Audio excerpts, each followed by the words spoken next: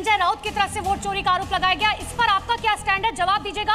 उससे पहले एक बड़ी खबर आ रही है, ठाकरे बंधु 42 सीटों पर फिलहाल आगे चल रही है और मुंबई में कांग्रेस 11 सीटों पर फिलहाल आगे चल रही है।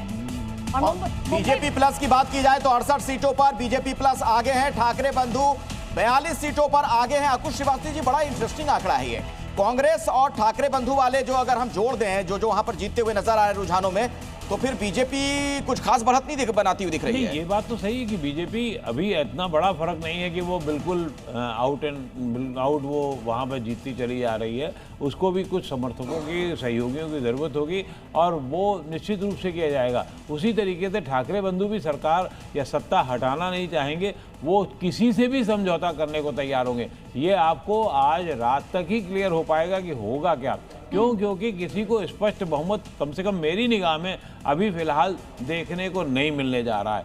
कहीं ना कहीं गठबंधन होगा, गठजोड़ होगा और तय है। उसके बाद क्या क्या होता है हम सब बहुत मुस्कानों में समझ सकते हैं। लेकिन प्रियंका जी, आप लोगों का अलग चुनाव लड़ने का फैसला घातक तो नहीं साबित होने जा रहा है, क्योंकि अभी के जो आंकड़े हैं उसके मुताबिक अगर आप लोग कहीं साथ होते तो फिर दूसरी तस्वीर भी हो सकती थी।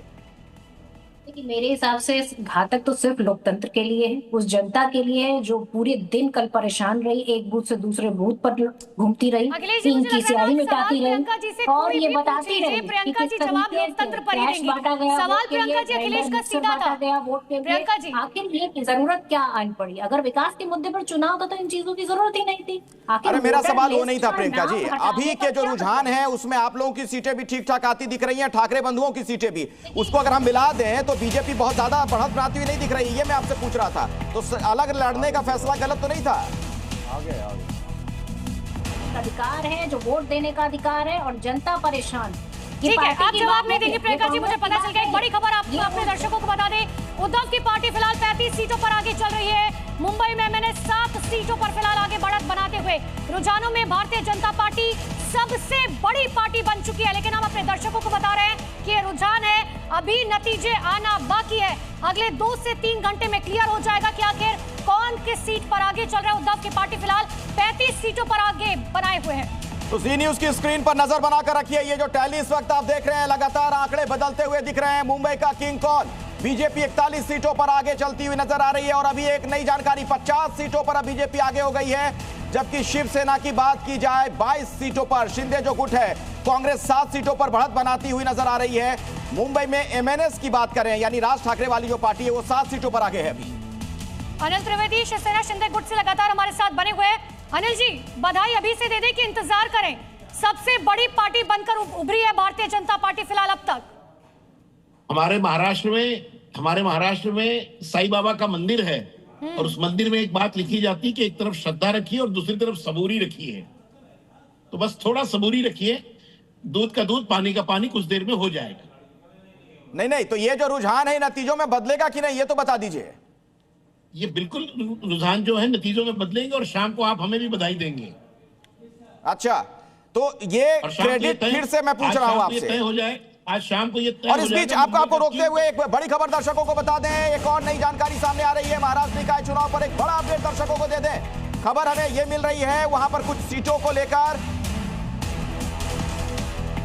तो महाराष्ट्र निकाय चुनाव पर बड़ी खबर, राज्य में 340 प्लस सीटों पर फिलहाल भारतीय जनता पार्टी आगे चल रही है। पूरे महाराष्ट्र में बीजेपी आगे। तो पूरे महाराष्ट्र से अपडेट ये कि बीजेपी आगे चल रही है। निकाय के जो चुनाव वहां पर हुए हैं लोकल बॉडीज के, 340 प्लस सीटों पर बीजेपी आगे है। पूरे महाराष्ट्र में बीजेपी की साफ तौर पर बढ़त नजर आ रही है। अलग अलग तमाम जो जगहों पर चुनाव हुए निकाय के, 340 से ज्यादा सीटों पर बीजेपी की बढ़त लगातार बनी हुई है और लगभग 27 साल बाद बीएमसी से शिवसेना का जो किला है वो ढहता हुआ नजर आ रहा है।